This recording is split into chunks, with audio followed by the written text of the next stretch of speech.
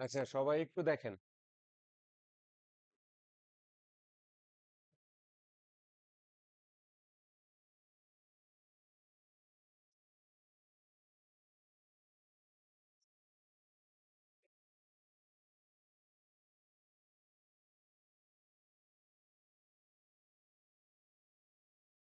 হুম, record করতেছি।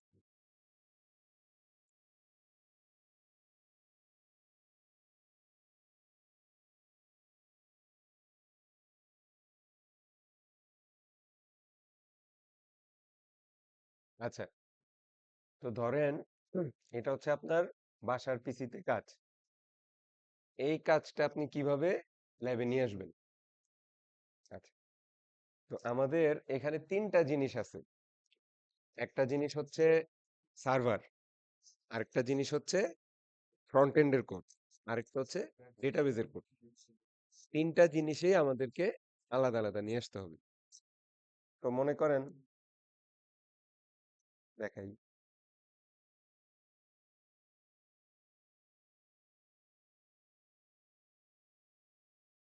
তাহলে এদিকে আমরা সার্ভারটা অন রাখতেছি, রাইট? সার্ভারটা অন রাখতেছি। আগে দেখাই যে প্রজেক্ট রান করে কিভাবে। আপনারা হয়তো অনেকেই জিনিসটা খেয়াল করতে পারেন না যে প্রজেক্টটা রান করতেছে কিভাবে। ধরেন মাত্র আমি কম্পিউটার খুললাম, কিছুই অন নাই, সব বন্ধ। ঠিক আছে, এগুলো সব off। মাত্র আসলাম কম্পিউটারে। তো ফার্স্টেই আমরা অন করব হচ্ছে আমাদের জ্যাম্পের সার্ভারটা, মানে ডেটাবেস সার্ভারটা অন করব। ডেটাবেস সার্ভার থাকবে হচ্ছে জ্যাম্পে। জ্যাম্পে যাব, অ্যাপাচি অন করব, পোর্ট নাম্বার আসবে, মাইএসকিউএল অন করব, পোর্ট নাম্বার আসবে। এই দুইটা যদি সাকসেসফুল রান হয়, তারপরে আমরা অন করব হচ্ছে আমাদের সার্ভার পার্টটুকু। সার্ভার পার্টটুকু এক্সপ্রেস দিয়ে লেখা আছে, দেখেন। এই যে এখানে দুইটা code, server code, front end code. যারা ভিডিও করছেন দেখছেন তারা বুঝেন, যাদের ভিডিও সম্পর্কে কোনো আইডিয়া নাই তারা অবশ্যই কিছু বুঝবেনও না। সার্ভারে গেলাম, দেখতে পাচ্ছেন এটা সার্ভারের কোড। এটা একটা আবার দুটো ডিলিট করে দিই। সার্ভারে এই কয়টা জিনিস দেখবেন, আমি এটা ভিএস কোড দিয়ে অন করব।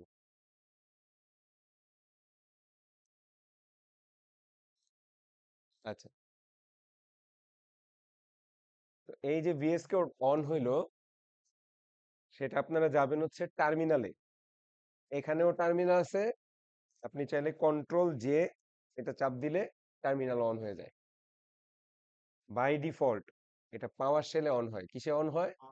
পাওয়ার শেলে। কি করতে হবে? কমান্ড প্রম্পটে সুইচ করে নিন। পাওয়ার শেলে অনেক সময় সমস্যা করে। আচ্ছা, ফার্স্টে একটু চেক করে নিব যে নোড কাজ করতেছে কিনা।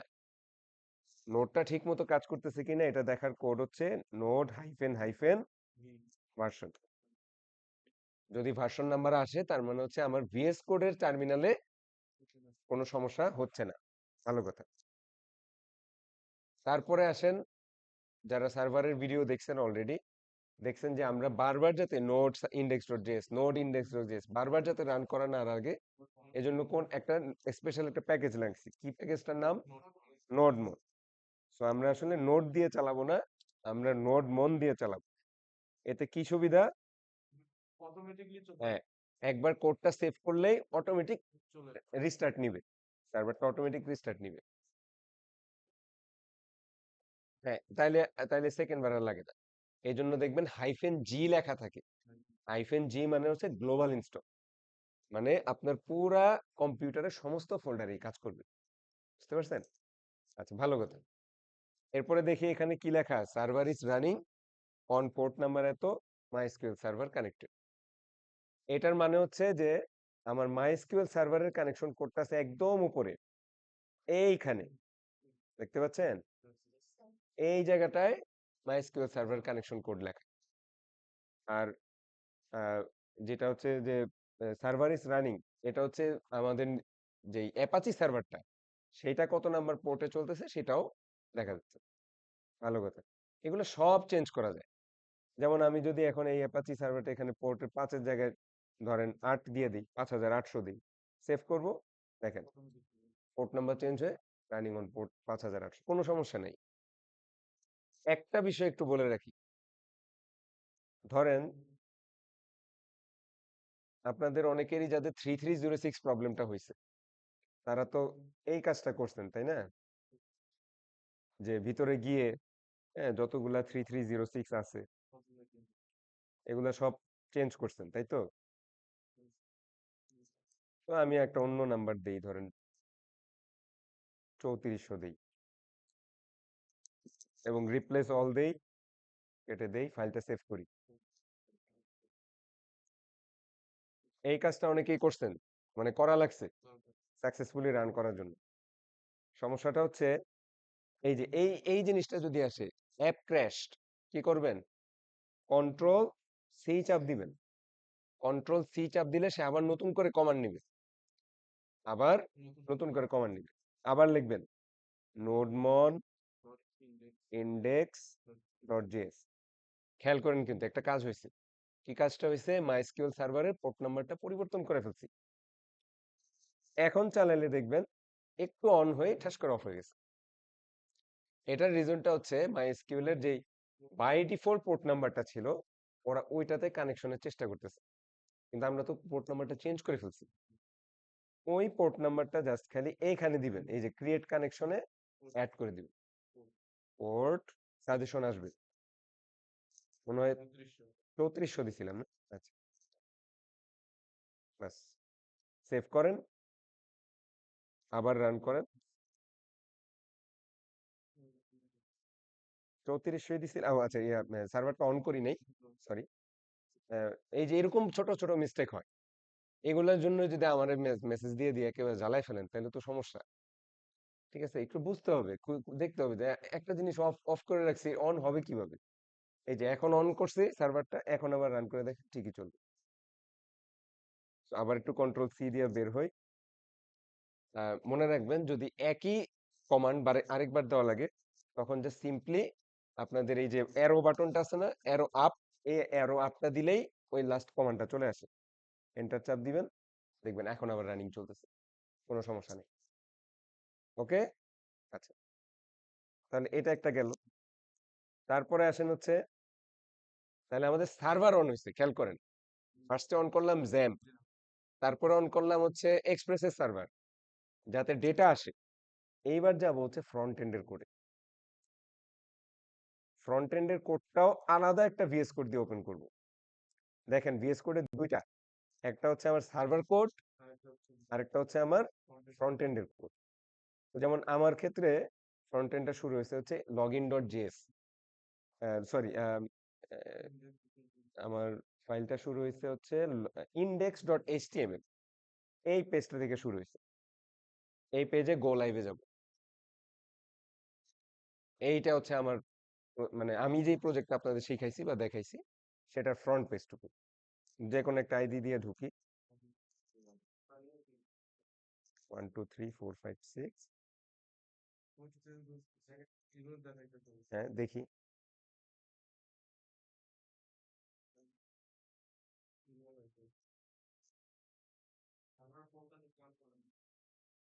সার্ভারের পোর্ট তো আমি, ও ইয়াতে ব্যাকএন্ড সার্ভার চলতেছে না।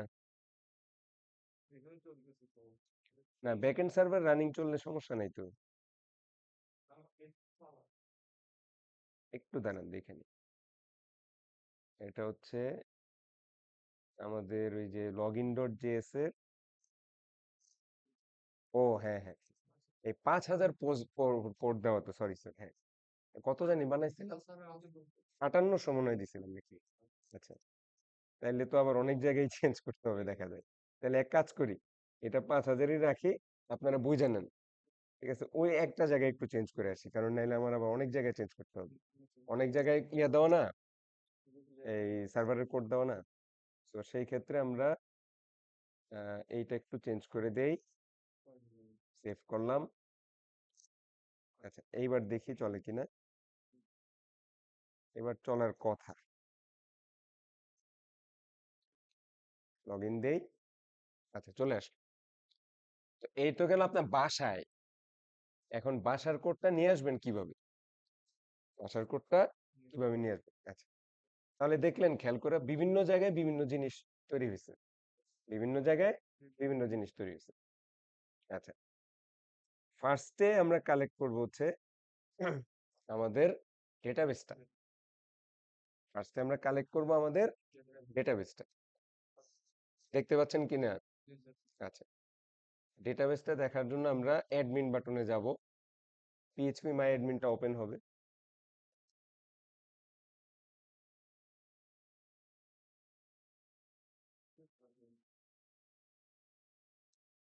এটা ওপেন হতে একটু সময় নেয় অনেক সময়, কম্পিউটারের স্পিডের উপর। ও, এটা মনে হয় যে আবার কি অকার্যকর সেটিং। ও আচ্ছা, তাহলে আগেরটাই ফেরত যাই।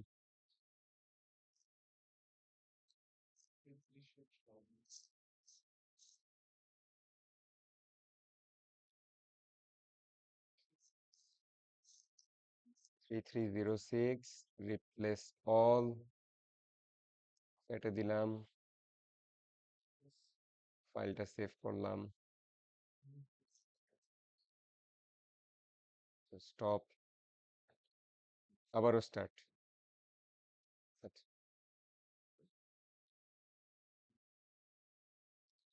এবার দেখি অ্যাডমিন আসে কিনা। আচ্ছা, সে তো আসছে। এই ল্যাঙ্গুয়েজটা ইংলিশ করে নিয়ে, ওরা মাঝে মধ্যে ভুল করে ইয়া করে। তো মনে করেন এটা হচ্ছে আমাদের সার্ভারটা, সরি, ডেটাবেসটা। এটা হচ্ছে কি আমাদের ডেটাবেসটা। এই ডেটাবেসটা এক্সপোর্ট করবেন, বুঝতে পারছেন? এই ডেটাবেসটা এক্সপোর্ট বাটনে চাপ দিবেন, ওই যা আছে তাই এক্সপোর্ট বাটনে চাপ দিবেন। তখন দেখবেন যে একটা ফাইল ডাউনলোড হয়েছে, ফাইল ডাউনলোড হয়েছে। এটা ইউটিউবেও দেওয়া ছিল মনে হয়, দেওয়া ছিল না? আচ্ছা, তাইলে এটা হচ্ছে আমার ডেটাবেসের ফাইল, এটা সাথে করে নিয়ে আসবেন, এটা সাথে করে নিয়ে আসবেন। আচ্ছা, এ একটা গেল। তারপরে আসেন হচ্ছে এবার আরেকটা কি ছিল, সার্ভার। এবার দেখি সার্ভার কিভাবে নিয়ে আসবো, একটু খেয়াল করেন।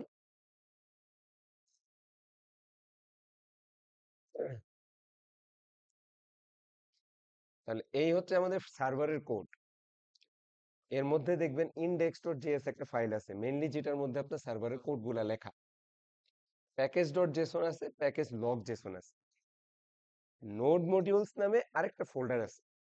এই ফোল্ডারটা যদি একটু আপনি শো মোডে গিয়ে এই যে প্রপার্টিজে যান, দেখবেন এখানে অনেকগুলা ফাইল, 669টা ফাইল। কথা বুঝছেন? 669টা ফাইল। এই নোড মডিউলসটা আপনার নেওয়ার দরকার নাই। আপনি জাস্ট সিম্পলি এই তিনটা কোন একটা জায়গায় কপি করে কোথাও একটা রাখেন। কথা বলছেন, নোড মডিউলসটা আলাদা করে নেওয়ার দরকার নেই। যেমন আমি একটা ফোল্ডার বানাই, একটা ফোল্ডার বানাই, এই ফোল্ডারের ভিতরে জাস্ট ওই তিনটা ফাইল একটু রেখে দিই, বুঝতে পারছেন? ওই তিনটা ফাইল, নোড মডিউলস ফোল্ডারটা নিবেন না, ওটা দরকার নাই, এটা আসবে, ওটা ছাড়া কাজ করবে না, কিন্তু ওটা নেওয়ার ব্যবস্থা আছে। আচ্ছা, আর ফাইনালি থাকলো হচ্ছে আমার ফ্রন্ট এন্ডের কোড। ফ্রন্ট এন্ডের সব কোড নিবেন, ফ্রন্ট এন্ডের সব কোড। এই যে ডট ভিএস কোড যেটা আছে এটা দরকার নাই, কিন্তু অ্যাসেটস থেকে শুরু করে যা আছে সব কোড কপি করে পেস্ট করবেন, সব কোড নিয়ে আসবেন। ঠিক আছে, তাহলে মনে করেন আমি আরেকটা ফোল্ডার দিই, FRNT দিলাম, পেস্ট করি। তাহলে কি কি নিলাম? ডেটাবেসটা নিলাম, সার্ভারটুকু নিয়ে, সার্ভারের হচ্ছে নোড মডিউলস ছাড়া নিলাম, আর হলো ফ্রন্ট এন্ডের যা আছে সব নিয়ে আসলাম। আচ্ছা, এই ইয়াটাও নিয়ে আসি, সার্ভারটাও নিয়ে আসি। ধরেন একটা কিছু ইয়া করি, এটা কি দিব, ডিবি, কারণটা কি স্যার, মানে প্রজেক্টটা হয়তো সবার সেম, কিন্তু হবে কি, কেউ যেমন আমি আমার ছবি দিছি, আপনি আপনারটা দিবেন, হ্যাঁ, কেউ একজন বিরাট কোহলির ছবি দিবে। সো ডাটাবেসটা এক একজনের এক এক রকম হবে। ভিতরে যে পোস্টের ডাটাগুলা বা পোস্টের ভিতরে ভিতরে যে কমেন্ট গুলো আছে, এগুলো তো এক একজনের এক একটা। তো আপনারা আপনাদেরটা নিয়ে আসলেন, ঠিক আছে, তাহলে বাসার থেকে এই যে ফোল্ডারটা আছে, এই ফোল্ডারটা সাথে করে নিয়ে আসবেন। এখন এটা পেন ড্রাইভ দিয়ে আনেন বা কিভাবে আনেন, কোনো সমস্যা নেই। তা আমি ধরলাম যে আমি এটা গুগল ড্রাইভে আপলোড দিয়ে নিয়ে আসতে চাচ্ছি। তো সেটা কিভাবে করে, মানে পেন ড্রাইভ ছাড়াই বাসায় আনবো। তো সিম্পলি আপনি এইটার একটা রার ভার্সন বানান। উইনরার আছে না বাসায় সবার, এই অ্যাড টু আর্কাইভ বাটনে চাপ দিলেই জিপ করে ফাইলটা নিয়ে এসে, ধরেন নিউ ফোল্ডার না দিয়ে আমি ধরেন লিখলাম যে my project, my project dot zip. তাহলে এই যে দেখছেন একটা জিপ ফোল্ডার আসছে, এই জিপ ফোল্ডারটা গুগল ড্রাইভে আপলোড করে বাসায় নিয়ে আসে। ধরেন আমরা একটু ড্রাইভে গেলাম,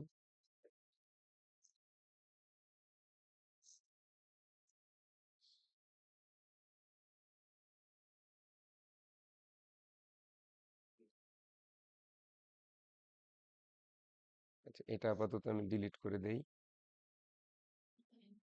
নিউ, আচ্ছা একবারই ড্র্যাগ এন্ড ড্রপ করি।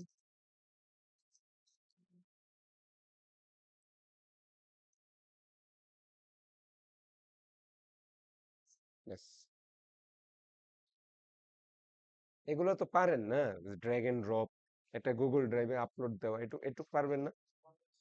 আচ্ছা, তার মানে হচ্ছে আমি মোটামুটি আমার কোডে যা যা লাগে এগুলো নিয়ে এসেছি। আচ্ছা, এইবার চলে যাই হচ্ছে, ধরেন আমার এটা তো বাসার পিসি, এই বাসার পিসি রেখে দিলাম, রেকর্ড যেহেতু আছে। আচ্ছা 2টা মিনিট সাইলেন্ট থাকি, দাঁড়ান, আজান দিচ্ছে তো। আচ্ছা, তাহলে আবার আবার চলে আসি।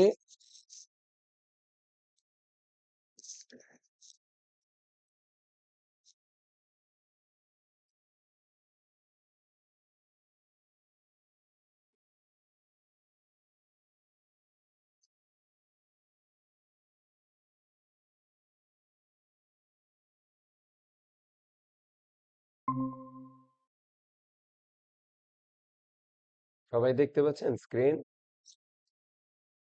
আচ্ছা, এটা হচ্ছে আমার ল্যাবের পিসি, তাহলে আমি গুগল ড্রাইভে আপলোড করে বাসায় চলে আসছি। তাহলে স্বাভাবিকভাবে ল্যাবের পিসিতেও ড্রাইভে যাব ফার্স্টে।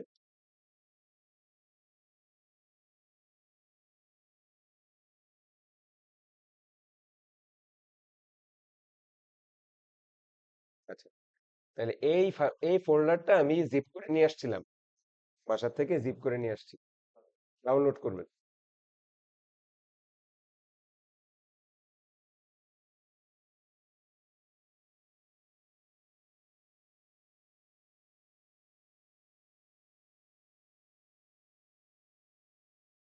এই যে আসছে, আসার পরে কি করব, এক্সট্রাক্ট করব।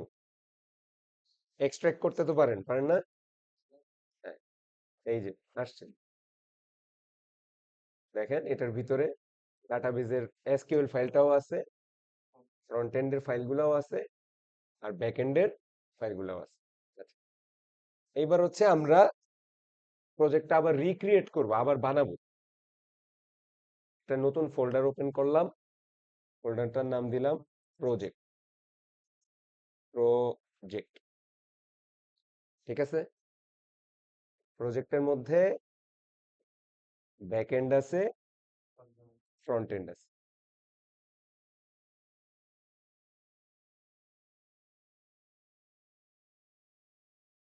ওকে, ব্যাক এন্ডের মধ্যে ব্যাক এন্ডের কোডগুলো নিয়ে আসি। এই 3টা ফাইল ছিল, এই 3টা কপি করে নিয়ে আসি। ওকে, আচ্ছা, আর ফ্রন্ট এন্ডের মধ্যে ফ্রন্ট এন্ডটুকু কপি করে নিয়ে আসি।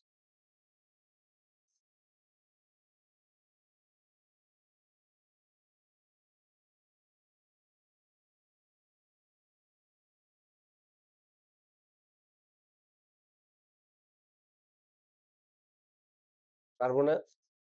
আচ্ছা, আর বাকি থাকলো এখন হচ্ছে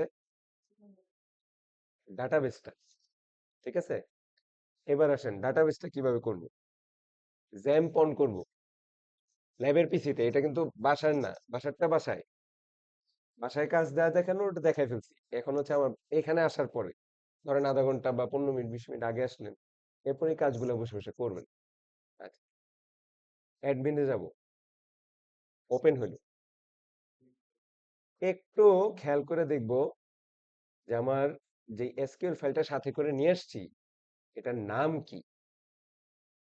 খেয়াল করেন আমার নামটা হচ্ছে পোস্টবুক টু ডট এসকিউ, ডাটাবেসটার নাম হচ্ছে ছোট হাতের পোস্টবুক টু।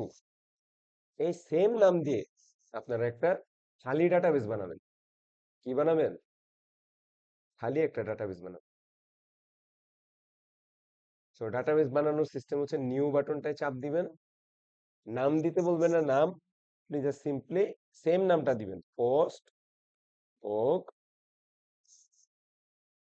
ঠিক আছে, এটার এনকোডিং যে আপনি যে কোনো দিতে পারেন না, সাধারণত UTF-8 জেনারেল CI টা দিই আমি, অর্থাৎ এইটা দেই, ক্রিয়েট করলাম।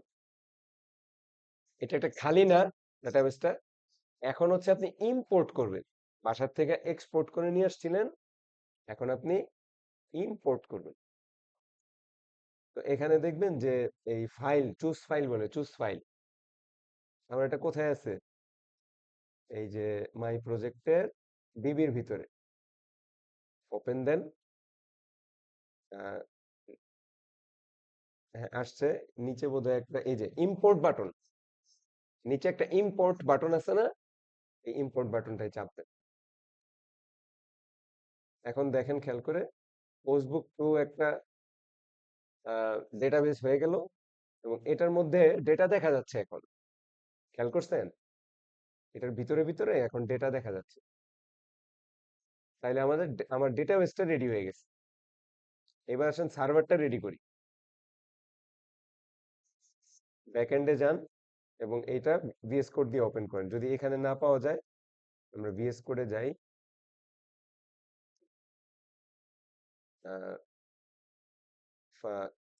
ওপেন ফোল্ডার, এগুলো তো অনেকবার দেখাইছি না, আশা করি পারবেন। ডেস্কটপ, প্রজেক্ট, ব্যাকএন্ড সিলেক্ট করি। তো দেখেন এখানে index.js, মানে আমার কোডিং পার্টটুকু দেখা যাচ্ছে, তাই তো? আমি টার্মিনালটা একটু অন করব স্যার, কন্ট্রোল J, পাওয়ার শেল ওপেন হবে, আমরা একটু কমান্ড প্রম্পটে নিয়ে পাওয়ার শেলটা কিল করে ফেললাম। এখানেও আগের মতো একটু চেক করে নেবেন নোড আছে কিনা, নোড হাইফেন হাইফেন ভার্সন। যদি কোনো ভার্সন আসে তাহলে নোডটা ইনস্টল করা আছে। এখন জাস্ট সিম্পলি লিখবেন npm install i, npm install, এটা লিখলেই জাস্ট 5-10 সেকেন্ড সময় নিবে, নোড মডিউলস ফোল্ডারটা চলে আসবে। নোড মডিউলসটা কি হবে, চলে আসবে। আচ্ছা, এখন আপনি যদি লেখেন নোডমন index.js, আচ্ছা নোডমন এখানে ইনস্টল করা নাই, তাহলে নোডমনটা ইনস্টল করে নিতে হবে। আচ্ছা এটা রান করে দেখি, node index.js, node index.js connect হচ্ছে না কেন? ও আচ্ছা, এখানে তো ওই যে আবার পোর্ট টোট চেঞ্জ করছি, আমাদের এখানে পোর্ট নাম্বার হচ্ছে 3306, ওইটাই লিখে দিই 33। ওটা আপনাদের দেখানোর জন্য আমি করছিলাম আর কি, ওইটা চলে আসছে সাথে, সরি। আর পাসওয়ার্ডটাও নাই, কথা বুঝছেন, পাসওয়ার্ডটা 123456 যেটা আছে এটা কিন্তু আবার এখানে নাই, এটাও বন্ধ করে দিই, সেভ করলাম। তো আবার একটু চালাই নোড index.js, দেখছেন মাইএসকিউএল সার্ভারও কানেক্টেড হয়েছে, আবার পোর্ট 5000 কানেক্ট হয়েছে। আপনাদের বাসার কোডেও পাসওয়ার্ড থাকবে না, বাসার কোডেও পাসওয়ার্ড থাকবে না, আছে পাসওয়ার্ড নেই। হ্যাঁ, তাহলে দেখেন স্যার, আমার সার্ভারও কিন্তু রানিং রানিং চালু হয়েছে, সার্ভারও রানিং চালু হয়েছে। এখন তাহলে আরেকটা জিনিসই বাকি, কি বাকি? ফ্রন্টে আরেকটা ভিএস কোড খুললাম, ফাইলে গেলাম, ওপেন ফোল্ডারে চাপ দিলাম, আহ, এখানে ছিল, ফ্রন্ট এন্ডটা ওপেন করলাম, বাস পুরো ফ্রন্ট এন্ডের কোড চলে আসছে। এখন index.html থেকে গো লাইভে চাপ দেন, দেখছেন প্রজেক্ট যে রানিং চালু হয়ে গেছে। এখন ধরেন আমরা একটা পাসওয়ার্ড দিয়ে দেখি কাজ করে কিনা।